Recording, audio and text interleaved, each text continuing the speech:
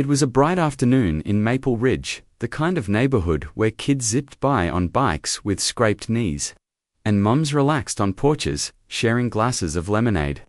But amid this peaceful scene, a German shepherd named Thor wouldn't stop barking at an ice cream truck. Not just barking, growling, clawing, snapping like he'd gone wild. To most onlookers, it seemed like a dog having a meltdown. But Officer Rachel Monroe had learned to trust Thor's instincts. Whenever he sounded that alarm, danger wasn't far behind. What she didn't know yet was that 2 lives were trapped inside that truck and time was slipping away. What was meant to be a slow, quiet Sunday patrol had started uneventfully. Rachel leaned against her police cruiser, sipping lukewarm coffee from a travel mug she kept meaning to clean. The park was alive with families enjoying the sunshine, kids darting between swings, golden retrievers tugging on leashes, and the distant beat of early 2000s pop drifting from a Bluetooth speaker. She smiled at the simple beauty of the moment. Days like this made her badge feel less like a shield and more like a connection to the people she served. Beside her sat Thor, her loyal canine partner. The 5-year-old German shepherd was stocky, disciplined, and always alert unless a squirrel decided to get too bold. He sat upright, his ears twitching and nose sniffing the breeze that carried hints of grilled meat, sunscreen, and bubblegum-flavored ice cream. "Let's do one last loop, then call it," Rachel murmured, giving him a quick pat. She climbed into the driver's seat. Thor leaped in quietly, ever ready. Their route took them past Maple Ridge Elementary and toward the east end of Lincoln Park, where an ice cream truck had parked, its cheerful jingle echoing in the summer air. It looked like any other weekend scene, kids with wrinkled dollar bills in hand, parents on their phones, and a man in a pink apron handing out colorful, frozen treats. The truck was old, but decorated with cartoon animals, rainbow sprinkles, and a big smiling logo, Sweet Wheels. Rachel had already turned her thoughts to the next patrol stop when she heard Thor let out a low, guttural growl. She glanced down. His fur was raised. "Easy," she said, puzzled. The growl came again, followed by a sharp bark, loud and abrupt. Rachel eased the cruiser to a slower pace. The truck was only 20 yards ahead when Thor lunged toward the window, snarling aggressively. "What's going on with you?" she whispered, her chest tightening. Children laughed nearby, some hopping off bikes as they waited for their turn at the truck. The man behind the counter, a tall, tan man who looked to be in his 50s, flashed a wide grin and gave a thumbs up, the kind that seemed just a little too forced. Then Thor lost it. Before she could react, Thor jumped into the back seat, scratching frantically at the door, barking louder than before, his focus fixed on the truck. Rachel grabbed his leash and stepped out, heart now thudding. Thor pulled her hard toward the back of the ice cream truck. People were watching. A woman called out, "Is everything okay?" Another asked nervously, "He's not going to bite, right?"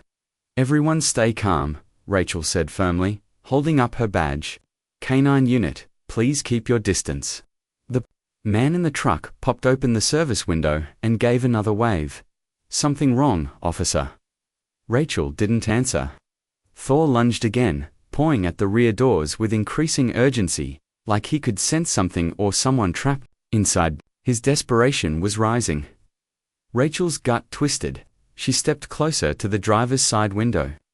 "Sir, what do you have in the back?" He blinked. "Ice cream, freezer, dry ice. It's a hot day." Her eyes narrowed. "Open it." "What?" "Open the back now." For a split second, something shifted in his face. It wasn't confusion. It was something darker, panic, guilt. "Well, sure," he started, but his hand edged toward the gear shift.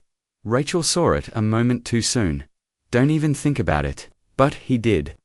The truck jolted forward, knocking a cone from a child's hand. Rachel grabbed Thor's leash and sprinted alongside, slapping her palm against the driver's window. "Pull over now." The man kept going, veering past the park exit. Rachel grabbed her radio.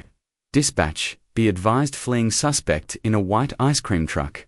Plate number 4K9W23. Eastbound on Lincoln. Possible child endangerment. Requesting backup." Thor barked furiously as they chased the truck. It didn't get far. 2 blocks later, the vehicle took a sharp turn, lost control, and slammed into a guardrail near a basketball court. Rachel drew her weapon and approached fast. Thor closed at her side. The driver stumbled out, arms raised. "I didn't do anything." She pushed him to the ground, cuffing him without a word. "We'll talk later." Then she rushed to the back of the truck.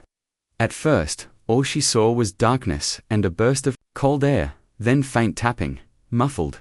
Thorwind, ears up. Rachel jumped inside.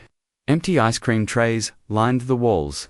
But in the very back, behind a sliding panel, she spotted it, a metal enclosure. She pulled the handle and opened it and froze. Inside were 2 children, a boy and a girl, no older than 8. Their cheeks were slick with sweat and tears. They were gagged, wrists bound, their clothes damp and stained. The air inside was stifling. The boy barely moved. The girl whimpered. Rachel shouted into her radio, 2 children, EMS needed now. She pulled her pocket knife and cut them loose. The girl collapsed into her arms, trembling violently. Thor crouched beside the boy, gently licking his hand, whining. Other officers arrived within minutes. Paramedics swarmed the scene. The children were rushed into ambulances, their vital signs unstable, but they were breathing. A crowd had gathered, silent and stunned.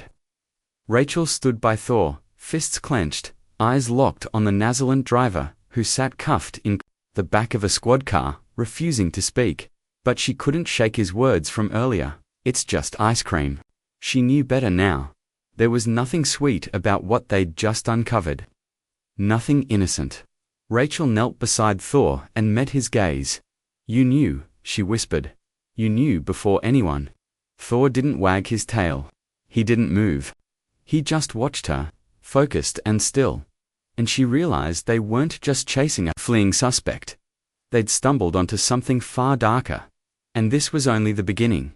The air outside smelled of cut grass and warm engines. But inside that truck, the air had been thick with metal, sweat and fear. Officer Rachel Monroe sat quietly on the curb, just 20 feet from the wrecked ice cream truck, her palms resting against her thighs as she tried to calm her racing pulse. Around her, the flashing red and blue lights reflected off white fences and the uncertain faces of neighbors peeking through curtains and doorways. Emergency crews moved swiftly, working to stabilize the 2 rescued children, a girl named Ellie and a boy who still hadn't spoken a word. Thor, her canine partner, stood motionless at her side, alert, focused, still watching. Ellie clutched a bottle of water in her small hands, wrapped tightly in a silver thermal blanket. Her wide, empty eyes kept darting toward the truck, like she was waiting for someone or something to drag her. Back inside, Rachel forced herself to look away, jaw clenched hard enough to ache.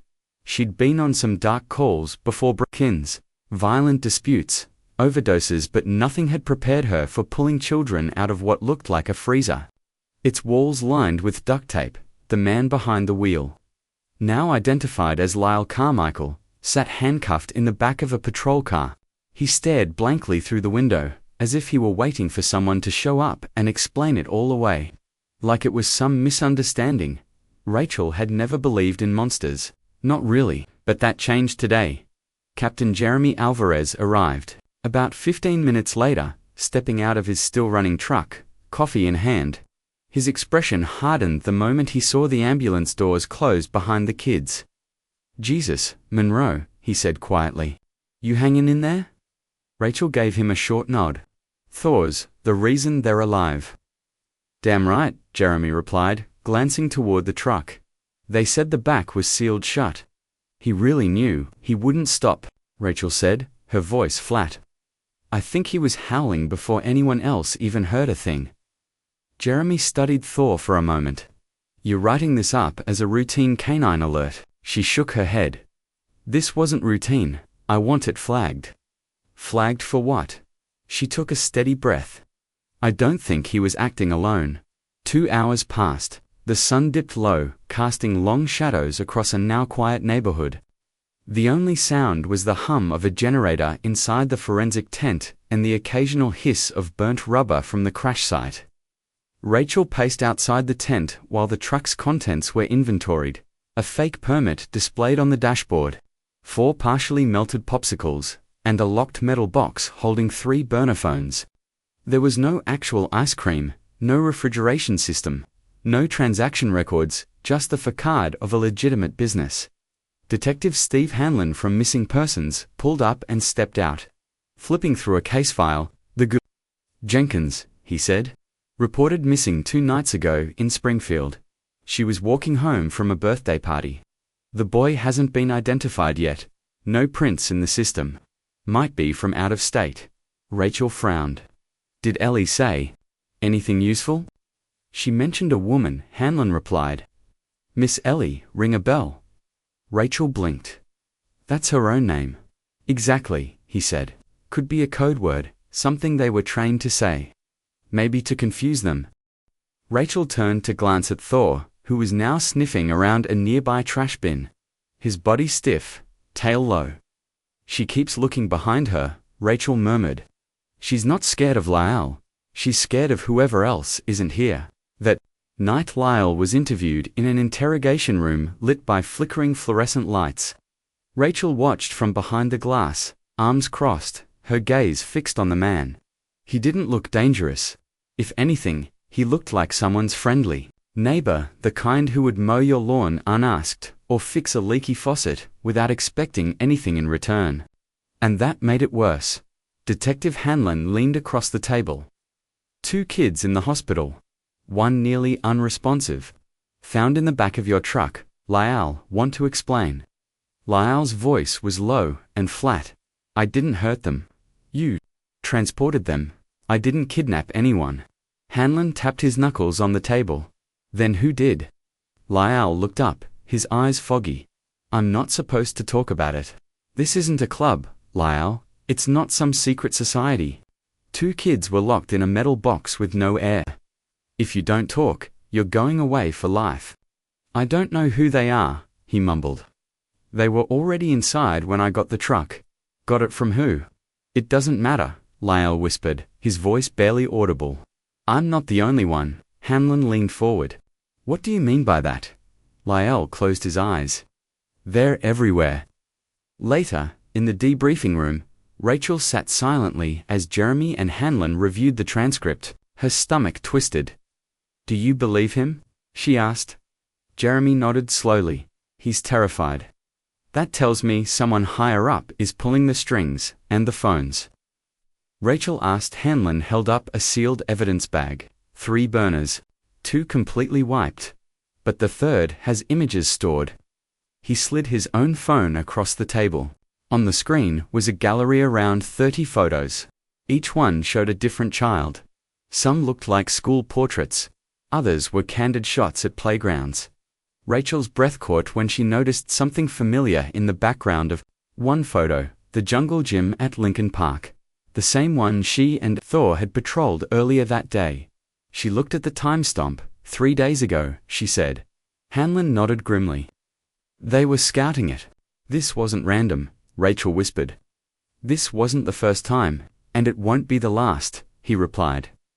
Back at the station, Rachel lingered in her cruiser for a long time before finally heading home. Thor was curled up in the back seat, his breathing calm but his ears still twitching with alertness. Through the windshield, she watched people strolling their dogs, teenagers tossing footballs across front lawns, and porch lights flickering on one by one. It all looked the same, yet everything felt different. She unlocked her phone and stared at the message from the hospital. The boy's name was Marcus. He'd been reported missing in Albany 6 days earlier. He didn't know where he was or who had taken him. He just kept repeating, I want the lady with the dog. Rachel gave a faint, bitter smile. He was talking about her Dot. The next morning, she went back to the park. The truck had already been towed, but Thor acted as if the investigation was still in full swing. His nose skimmed the ground near the sandbox, sniffing intently. He paused near the swings, body tense, tail straight. Rachel knelt down and spotted something half buried in the dirt, a plastic spoon. Beneath it, a phone, another disposable. Wearing gloves, she picked it up and sealed it in a bag. Back at the station, the tech team managed to unlock the phone. Inside were GPS logs. One location appeared 5 times. Prescott Elementary. Rachel stared at the screen. "That's today's date," she said. "Yep," Hanland confirmed. "And the timestamp is 20 minutes from now." Thor was already back in the cruiser by the time Rachel slid behind the wheel. Her grip tightened on the steering wheel. 1 truck could have been coincidence. 2 meant it was organized. And whoever was behind it, they weren't done. The cruiser sped down Lincoln Avenue, tires biting into the pavement as Rachel took a hard turn. Thor stood rigid in the back, alert, nose pressed to the divider. Prescott Elementary was less than 10 minutes away, 7 if she used the sirens. She blew through 2 red lights, eyes flicking to the GPS screen on her dashboard. The recovered burner showed Prescott on a looped schedule. Marked for 3:15 p.m., her dash read 3:10. Her chest tightened. She grabbed the radio. Unit 43N, route to Prescott Elementary. Possible abduction attempt. Requesting immediate backup. Silent entry. Thor gave a low growl as if he understood every word. As she approached the school, Rachel killed the siren and eased into the rear staff lot. The playground was visible from their children laughing, running, teachers watching casually. It all looked normal, but Rachel knew better. Evil didn't always show itself. It hid behind smiles and routines. Then, she saw it, just beyond the fence line, near the trees, sat another ice cream truck. Same playful design, same quiet, looping jingle, same logo, sweet wheels. But this time, the driver was a woman. Rachel's stomach sank. She threw the cruiser into park, clipped Thor's leash, and moved quickly. "Thor, heel," she whispered, badge in hand. Weaving through the opening in the fence, near the staff lot, the woman hadn't noticed her yet. The tune from the truck had already drawn in a group of kids, 5 or 6 of them moving toward the window. Rachel called out, firm and loud, "Kids, move away from the truck." The woman behind the window jerked. Rachel caught a glimpse of her expression-wide eyes, frozen, staring something in her hand. A small black remote with a red button. Rachel's instincts roared, drop the device, and step away from the vehicle. The woman ran. Thor didn't wait for a command. He bolted, and Rachel barely released the leash in time. The German Shepherd shot across the playground, leaping over mulch and slamming into the woman, pinning her to the ground in one fluid motion. The remote skidded across the pavement. Rachel scooped it up, heart racing. Teachers were rushing in, ushering kids back toward the building. Rachel opened the truck's side door. It wasn't locked. Inside, there were no frozen treats, no snacks. Just a few storage racks, a mounted camera, and a hidden compartment in the floor. She forced it open. Empty, thankfully, but filled with supplies. Duct tape, zip ties, small masks, and tranquilizer vials with their labels removed. She staggered back. This wasn't someone mimicking the first case. This was a coordinated operation. At the station, the suspect identified herself as Grace Delaney, 42, with no prior record.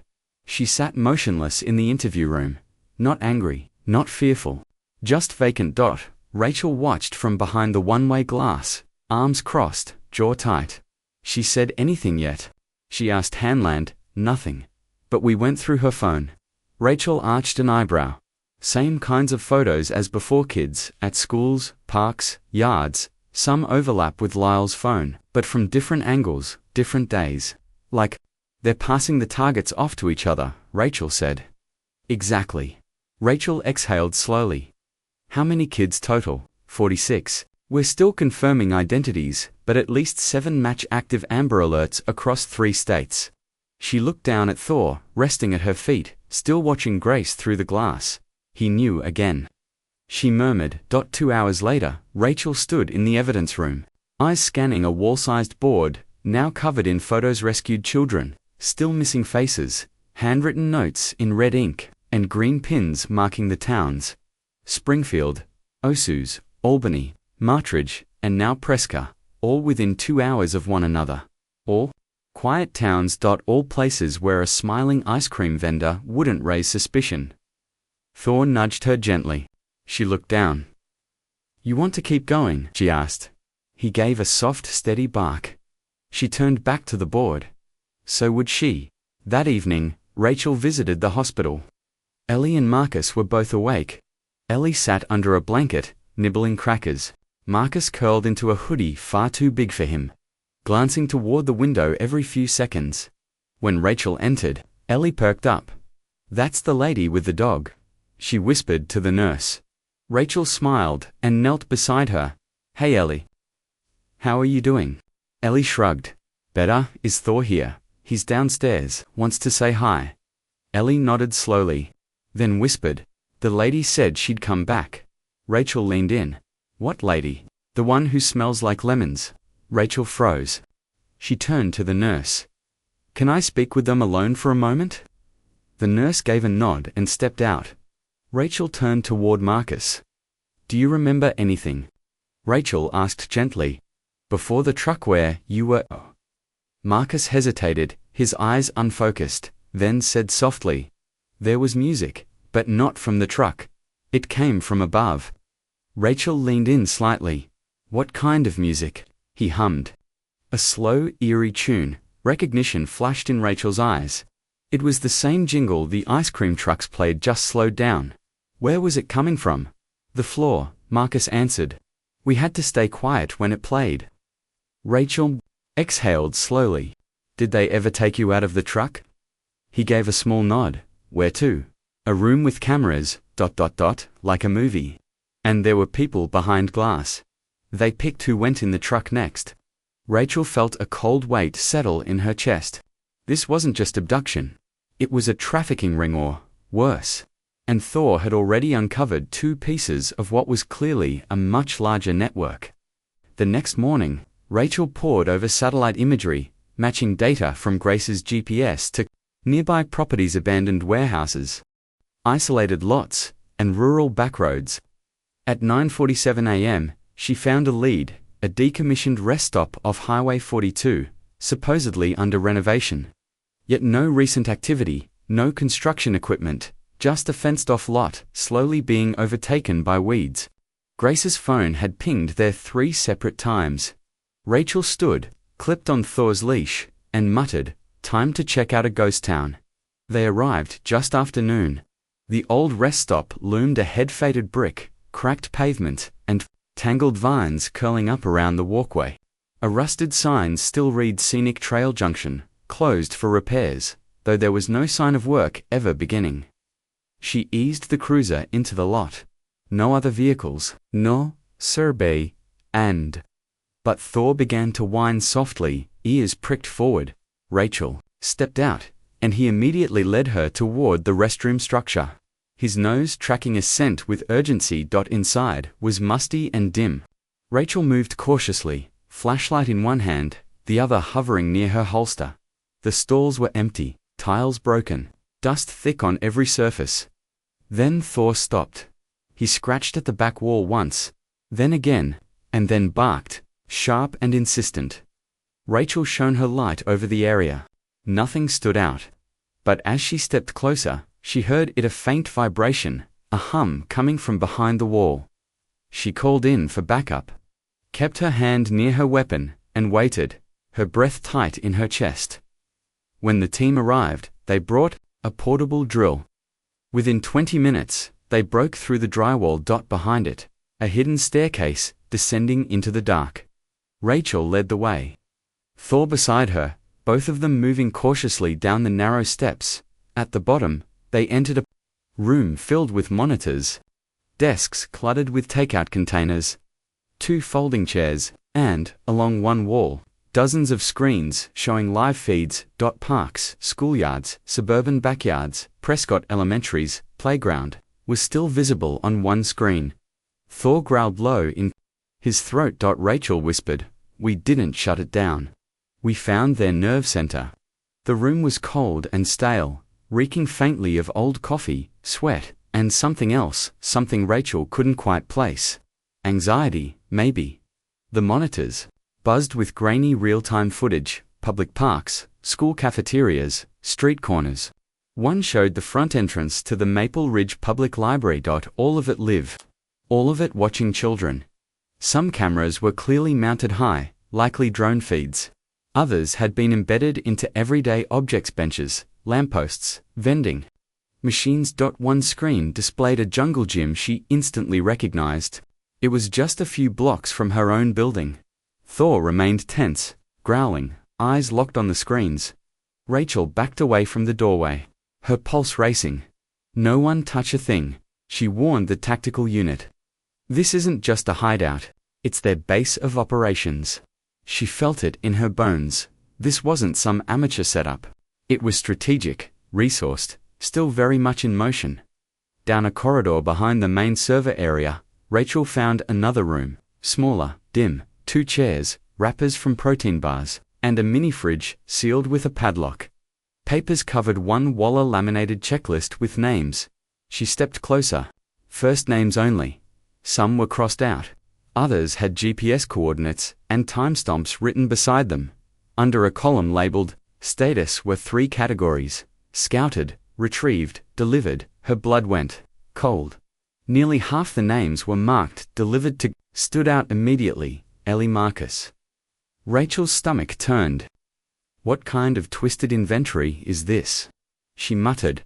An officer leaned in beside her. Is that ... a transfer manifest? Rachel nodded grimly. It's a pipeline. Back on the surface, the entire rest stop was sealed off. Rachel called in digital forensics, handing over both burner phones from the earlier operations. Everything was now being handed to a federal task force. All 3 Sceneslyle's truck, Grace's truck, and this underground surveillance center were part of the same network. FBI agents were already arriving on site. Rachel couldn't afford to wait. Not after what she'd just discovered. Thor paced anxiously beside her, visibly unsettled since they stepped into the building. She gave him a reassuring scratch behind the ears. Still not done, huh? She murmured. His tail gave a slow flick. Her phone buzzed. It was Hanlon. We tracked one of Grace's GPS pings, he said.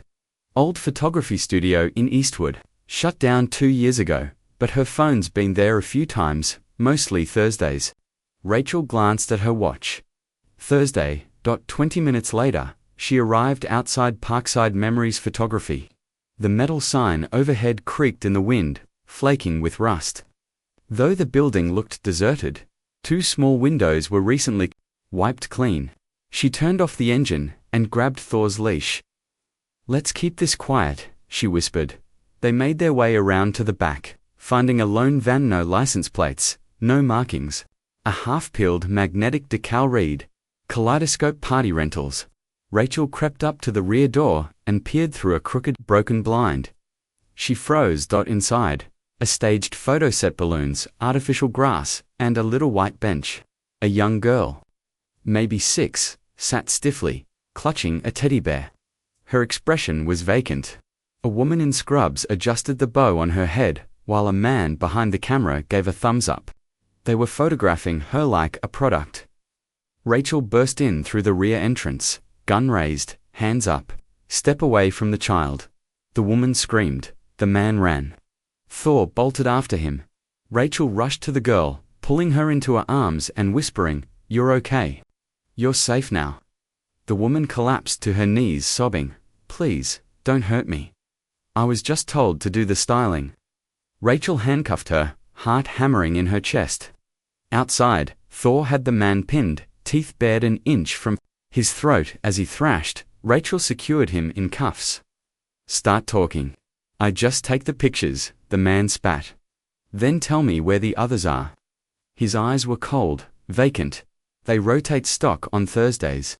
This was the last session. They'll be moved tonight." Back at the station, Rachel pieced it together.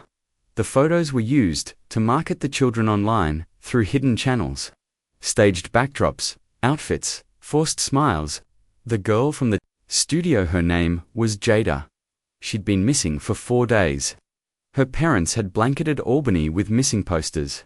Rachel made the call herself. The mother's scream on the other end shattered something deep inside. "I have her," Rachel said softly. "She's safe. We're bringing her home." She hung up and stared at the whiteboard in the briefing room. Too many faces. Too many. Still missing, and the clock was ticking. Hanlon entered, tablet in hand. "We cracked one of their phones." "What did you find?" "Client names, payment history, IPs. Some are anonymized, but a few made mistakes. One logged in from a diner in Red Hook." Rachel narrowed her eyes. "That's just half an hour out." Hanlon nodded. "You want to take point?" She stood. "I want to finish this." The diner sat alone off a quiet stretch of highway, surrounded by empty farmland. Inside, it smelled of old grease and scorched coffee. Rachel flashed her badge to the smiling waitress. "We need to speak with your manager." Someone accessed illegal content from here. A man stepped out from the kitchen, clean-cut, apron dusted with flour. His hands trembled at the sight of Thor. "Something wrong?" he asked. Rachel didn't answer. Thor growled low. The man turned and ran. Rachel gave chase, boots crunching on gravel. Fell. "Stop." Thor surged ahead, tackling him near the fence. The man screamed, "You don't get it there everywhere. If I talk, they'll kill me." Rachel cuffed him. "Then talk fast." Back at the station, fear loosened his tongue. He gave names, addresses and, most importantly, the location of that night's transfer, an abandoned farmhouse near Ferrell. "We don't know how many will be there," he said. "They're being held. Like inventory." Rachel stared at him. "Packages. That's how they saw them." "We move now," she said. By 9 p.m., the task force was in motion for unmarked SUVs, tactical teams, medics, 2K9 units. Rachel and Thor led the charge. The farmhouse was dark and silent, but a faint mechanical hum came from within. She signaled the team. They breached the back entrance. Inside, cold, quiet, then a scream.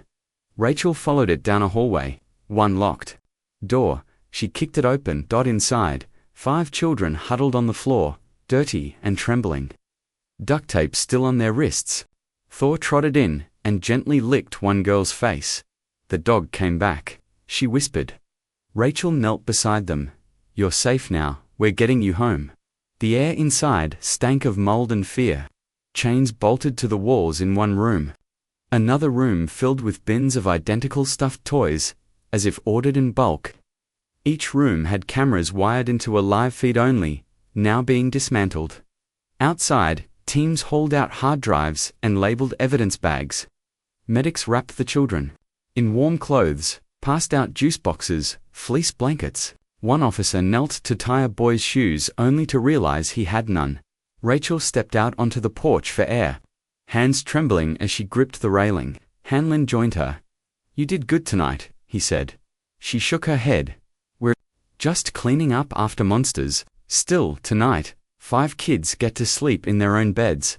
Rachel looked out across the tree line, where floodlights cut into the night like search beacons from a forgotten war. "How deep do you think this goes?" Rachel asked. Hanlon paused, uneasy. "Too deep," he finally said. Back at the precinct, a once quiet conference room had been turned into a full-scale operations center.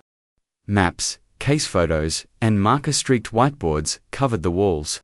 Folding tables were crowded with agents and tech analysts, poring over drives recovered from the farmhouse. GPS data from the transport trucks was being cross-referenced, and mapped. Rachel stood in front of the largest board, where the faces of every rescued child stared back at her. School portraits, birthday photos, missing person flyers. 32 confirmed identities, but 18 remained unknown. To the right was another board, this one, filled with mugshots, sketches, and known aliases. There was Lyle Carmichael, Grace Delaney, the woman from the photo studio in Scrubs, the Red Hook diner manager, and now a 5th Eric Monroe, the man arrested during the farmhouse raid.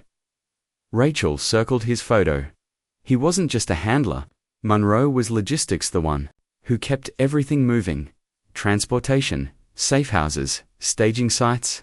And most importantly, he was scared. 2 hours later, Rachel entered interrogation room 3. Monroe sat slouched in a grey hoodie, nervously bouncing his knee under the table. He sipped from a styrofoam cup. Rachel sat across from him, a folder in hand. "We found 5 children," she said. 3 identified, 2 still waiting to be matched to missing persons reports. Monroe looked away. Rachel leaned closer. "You want to help stop this, Eric? You want it to end?" He didn't answer. His eyes drifted to the one-way mirror behind her. "They'll kill me," he whispered. "Then give me someone higher up." Swallowed hard. "It's not just one person," he said. "It's structured. A tier system. No names. Everyone uses code numbers. Each handler gets a drop schedule, a burner phone, and one rule: don't ask questions." Rachel opened the folder, revealing laminated sheets from the farmhouse inventory. The children hadn't been labeled by name, but by number. "Who assigns these?" she asked. Monroe's face broke. "They call it the catalog office." "Where is it?" "I don't know the address. I made one delivery there once." Rachel froze. "You delivered a child?" He nodded slowly. "I didn't hurt her. I just drove." "Where to?" He exhaled. "An airport." The following morning, Rachel sat in the airport's security office. With 2 TSA officers and a federal liaison, surveillance from 3 weeks earlier was cued up early morning, East Terminal, private lot. Monroe's car appeared on screen. He popped the trunk and handed off a blanket-trapped bundle to a man in a grey blazer. The man glanced inside, nodded, then walked with the package through the restricted access gate near the private hangars. Both vanished from view. Rachel's pulse quickened. She pointed at the screen. "Can we identify him?" A few keystrokes later, the TSA officer replied. "Match found. Passport name, Declan Shaw, British national, left on a private flight 2 hours after this footage." Rachel clenched her jaw. The child in Monroe's trunk was gone. And now, so was the trail. It had gone international. That night, she returned to the station with Thor. Both looked worn. As she dropped into her chair, something on her desk caught her attention. A note, no envelope, just a folded printed page. "You're making too much. Noise? Back off, or next time the dog dies." She stared at it. Thor sat beside her, calm and steady. Watching her dot, she slipped the note into an evidence bag. They picked the wrong dog. She whispered. The next day, Rachel visited Ellie and Marcus. Again. They'd been placed with temporary foster families, with a counselor attending every visit. Ellie spoke more now. Marcus had even started smiling. Rachel had brought Thor, just as promised. Ellie wrapped her arms around him, whispering, "You found me." Marcus sat cross-legged beside the dog, sketching with crayons. A house, a plane, a girl with a ponytail. Rachel knelt down. "Who's that?" He looked up. "That's the girl they put on the plane." Rachel blinked. "You saw that?" He nodded. "She didn't come back." Rachel looked closely at the drawing. Bright red hair, a missing tooth. It matched the photo of Ava Callahan, 6 years old, missing out of Kansas. She'd vanished for days before that private jet left the hangar. Rachel's chest tightened. She had been too late, but not next time. That evening, she sat in the squad room, reviewing footage bodycam clips from the farmhouse, the roadside stop, the photo studio. Then something caught her eye. A man, always blurry, always in the background, walking away in every clip, holding a clipboard. She paused. Ran facial recognition. No hits. But the same figure had been present in at least 3 different locations. He was always there, always near the children, always leaving just before law enforcement arrived. Rachel leaned closer to the screen. "We have a ghost." Hanland approached. From behind. "You think he's the broker?" "Maybe," she said. "Or the scout." Hanland studied the footage. "If he's showing up that often, he's local." Rachel stood up. "Then let's find him." The decision was made. They'd go after him locally. By midnight, a new strategy was in place, a sting operation. The plan was to use the farmhouse's existing video stream, loop past footage, and make it appear as though everything was still running smoothly. If anyone was still monitoring the feed, they'd try to make contact.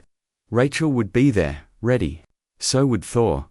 And this time, they intended to shut the entire operation down. Over the past 72 hours, the farmhouse basement had been stripped down and rewired.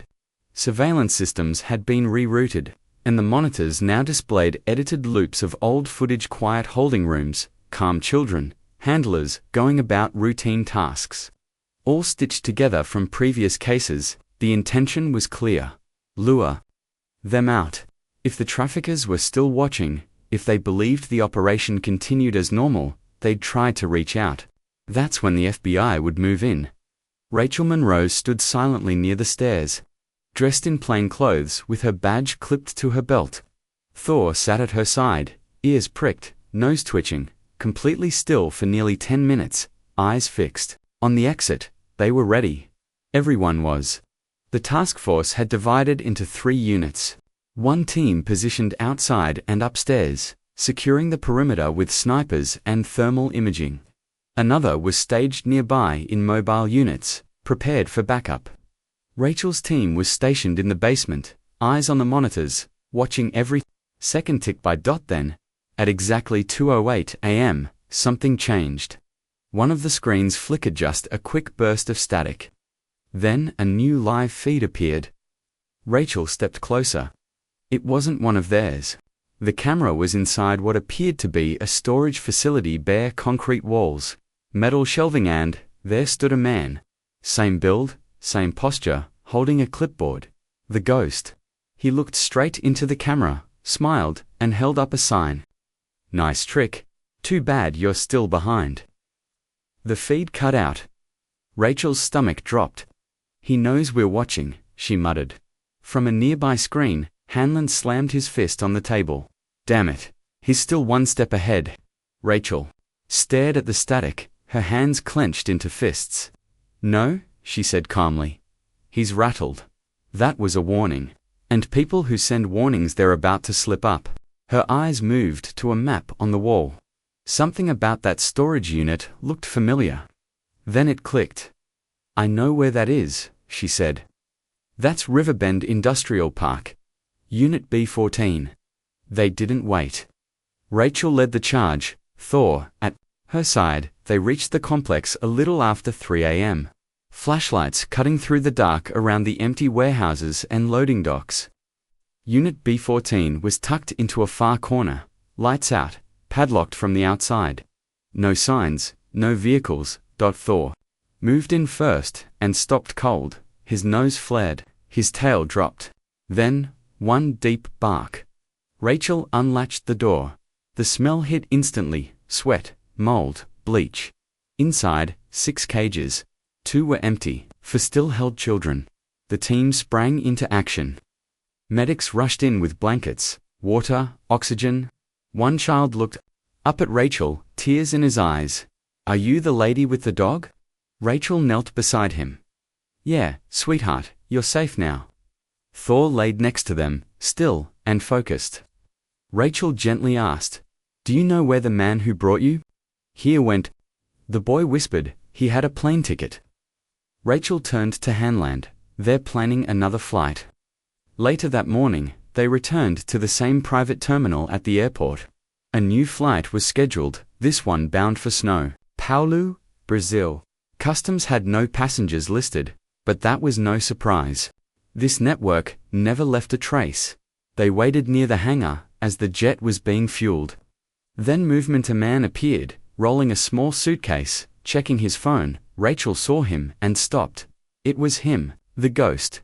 He didn't hesitate or run. Just smirked. Rachel approached him, badge raised. You're under arrest for trafficking and conspiracy, he laughed. You really think it ends with me? She didn't flinch. No, I think it starts with you. Thor lunged forward and barked once. The man recoiled just slightly. For the first time, he looked shaken. Back at the station, after hours of questioning, he finally broke. His real name was Daniel Gentry, a former logistics analyst at a global shipping company. He'd been the mastermind behind the entire transport system, routes, recruitment, supply chains. Everything pointed to him.